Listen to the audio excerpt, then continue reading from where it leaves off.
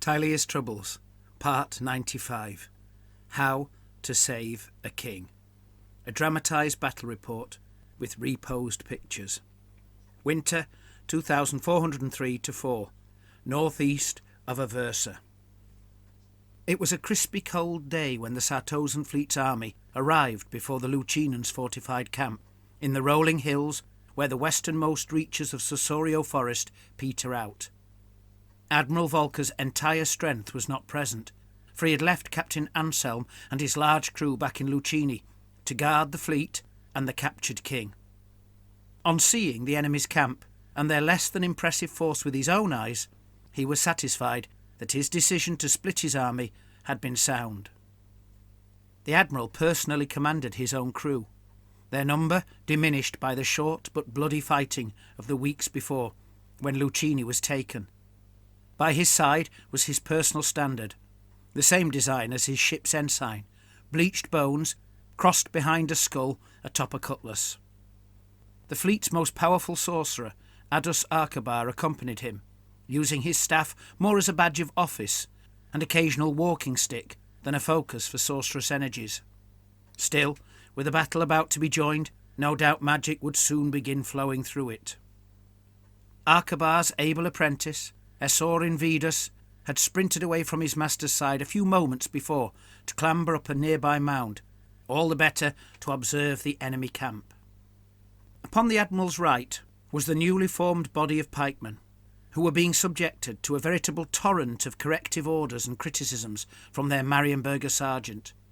Having once served in the city-state's army, the sergeant was well aware how badly they compared to a trained regiment of Tilean militiamen, never mind the professional condottieri regiment that the scouts had reported spotting in the enemy army. At least he could hope that the Sartosan pirates' firepower would make up for the discrepancy in skill at arms. And indeed, behind the pikemen, set upon raised ground so that they could shoot over the main battle line, was one of the army's brace of guns, and one of its 2 companies of swivel gunners. To the Admiral's immediate left was Bagnam Fark's goblin crew. 50 in number, they vastly outnumbered Volker's little company. Bagnam himself was at the fore, dressed in the long braided coat he had won in a game of bones, and the gold-trimmed, cocked hat he took from the very same gamester after the duel they fought when the fellow accused Bagnam of cheating. Considerably more noise came from the goblins than from the pikemen, for while only the one irritable sergeant could be heard amongst the men, almost every goblin was keen to whoop, yell and ululate in a peculiarly inharmonious manner, a confusion made all the more discordant by the occasional blast of their musician's horn and the peppered cracks as pistols were excitably discharged into the sky. 2 bodies of deck gunners formed the other elements of the battle line. Captain Jamar Garrick's crew had moved up in front of the second gun, which, like its counterpart, had been placed atop slightly higher ground. Garrick's pirates mostly wielded long handguns, apart from the captain's one-legged mate, Jambalo, who cradled his many-barrelled musketoon. The rest of Admiral Volker's crew were out on the far left of the line, armed with blunderbusses. Their master was the black-bearded dwarf Hermes, who made a point of not being bothered by the fact that only the 2 goblins in the company were shorter than him. One of the men was so tall he was known as Long Jack, being nearly a bald head taller than all others in the company, but only because the great orc Dradger, despite being more than twice as heavy, was bent almost double, so that his head seemed to grow out of his chest rather than his shoulders. Dradger lugged a mighty blunderbuss, bigger than a ship's espingole, a wide-muzzled swivel gun that would have to be mounted on stanchions if a man were to attempt to fire it. He called it mine. Once, when asked why he called it that, he had simply said, "Because it is." Over the years, Dradger had suffered several self-inflicted injuries as a consequence of his general clumsiness. He lost an eye to the flash of an overcharged pan and obliterated his foot entirely when he squeezed the trigger at just the wrong moment. Even so, his love for it remained true, and the bloodthirsty excitement he got from discharging it had diminished not one jot. Luckily, he was not known for nimbleness, and his companions nearly always had sufficient time to get out of his way when he hefted it to give fire. several of those who had hesitated or just failed to notice him bringing the piece to bear were no longer part of the company. When the rest of his crew told tales of what mine had done over the years, Dradger usually just sat grunting whilst affectionately patting the gun by his side. The second little company of swivel gunners had found a sheep pen to fortify themselves in, and now waited with lit match cords for the larger pieces to fire, as that was the sign to loose their own first volley of heavy lead shot. The remnant army of Lucini was drawn up behind its earthwork defences. They had but one piece of artillery, ensconced in a semicircle of earth-filled gabions, by which their small regiment of professional pikes stood. Although the pikemen had not fought in years, they had marched many a mile for many a month, until finally camping here in the hills.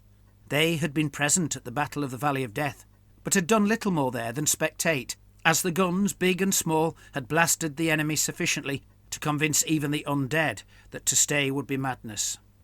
Here, however, it seemed inevitable that they would engage the foe, unless, as some of them had darkly muttered, the Sartosans' guns proved as effective as their own had in the Necropolis Valley. Upon the other side of the piece was one half of the peasant militia that had been formed from those who had escaped the city and the surrounding realm when the Sartosans landed to begin their depredations. They had arrived at the camp for want of anywhere else to go, and General Marcelo had made it clear that if they were to stay, then this time they must be prepared to fight. He could not arm them, however, for he no longer had access to the city's magazines, and so, while some had weapons of war such as spears and fighting axes, and one or two had swords, just as many again were armed with nothing more than pitchforks, scythes, cudgels, or knives. The other half of the peasant militia, they had been divided on the general's orders so that they might better man the defences, were on the far right of the camp's front, with the condottieri crossbowmen between them and the pike regiment. The wizard Duke Ercole Pareto, uncle to the captured King Ferronso, watched from the defences in between the pike and the crossbow, whilst behind him was General Marcelo and the few remaining loyal bodyguard who had pledged to fight to the last as a penance for the fact that they had allowed the king to be taken by the pirates. Captain Gerhor Bruax and his dwarf sea dogs had struck out to the left as the Sartosan army made its approach, so that they could now advance on the camp's flank. Gerhor carried a club carved with a magical rune that added an unnatural strength to its blows, more than compensating for the fact that his lack of a left hand meant he could only wield it one-handed. His compass was also magical, stolen from an Arabian corsair, and possessed the mystical power to guide its user in ways many more than a needle of iron fed with lodestone could ever do. Indeed, it was the compass that had allowed him and his dogs to move so close to the enemy so quickly, despite having had to travel a wide arc to get there. Behind the palisade, the wizard duke moved over to stand with the crossbowmen and watch the enemy deploying with a heavy heart. Only luck, he thought, could grant him victory today, for nothing else was in their favour. He did not feel lucky. Yet there was nothing else he could have done. His nephew, the king, was the pirates' prisoner, and the city was theirs too. He could neither retake the city nor leave, for he lacked the strength to do the former and was too honourable to do the latter. Nor could he rescue the king by any other means. The enemy had magicians of their own, and capable ones at that. They would no doubt sense whatever spells he conjured to assist a party of rescuers, and then both they and a large party of pirates would be roused to put a stop to any attempt he made. All he had was the remote hope that, despite the wars against both vampires and ogres, someone would send some sort of force to assist them. Perhaps the Portamajoran ruler, Lord Alessio, might do so, for he had personally attended the king's crowning, and even seemed to like Duke Ercole's nephew. Yet even that was made unlikely, due to the fact that Lord Alessio was currently marching north to face the vampires, many hundreds of leagues distant. First the news had to reach him, and then whatever relief he dispatched would have to travel all the way to Lucini. Duke Ercole's thoughts were interrupted by a sudden crunch and a violent motion along the earthworks to his left. He turned to see a rising cloud of dirt and debris, in the midst of which a man staggered screaming, his shirt blooded, accompanied by the booming sound of the enemy's guns. It seemed the enemy's iron shot had travelled quicker than the noise of their firing. He tried to recall what had been there moments before. Then, as the debris tumbled down, he saw it was their own gun. Or, more accurately, what remained of it. For one of its wheels had been torn off, and the rest of the crew had been felled by the strike. Both he and the crossbowmen were momentarily stunned into inaction, even as the sound of the enemy's other guns rattled out and splinters of the wattle fencing holding their walls of rubble together span through the air. They had lost their gun before it had even fired one shot. The sound of the gunfire ended abruptly, and, after a moment's silence, a cheer went up from the enemy, and their entire line began to advance.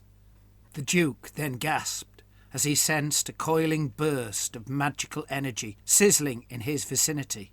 He had been too distracted to sense it a moment earlier, and now had insufficient time to counter it.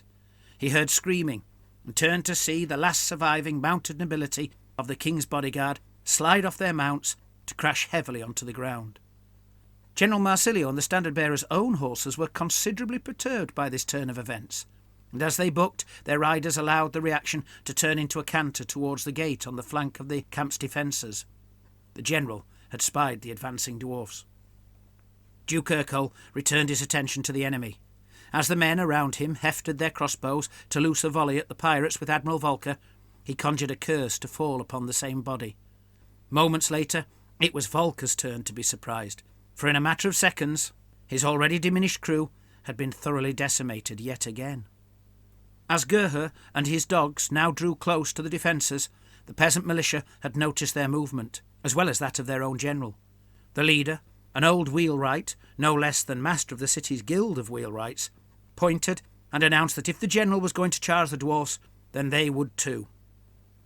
As the general and his lone companion rode their barded horses through the gate, the peasants clambered over the fence and began hurtling towards Captain Gerher and his dwarfs.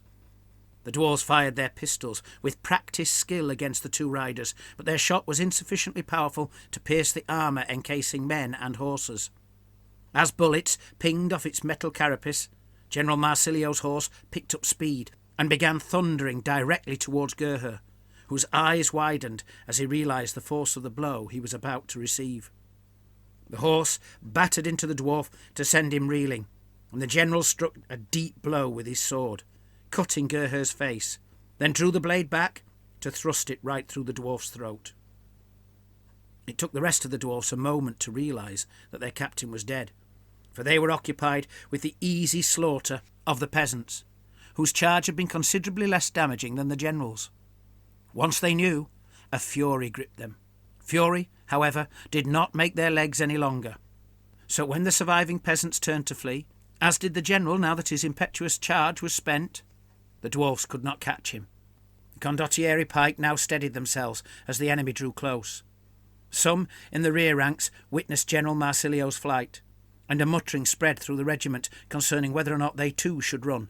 Why die for a cause when it is not only almost certainly lost, but it is not even your own? They fought for pay, not for the honour of Lucchini. They saw to their left that their Sartosan counterparts had now engaged the peasants at the fence line, and it was immediately apparent that the enemy pike would feel little real resistance.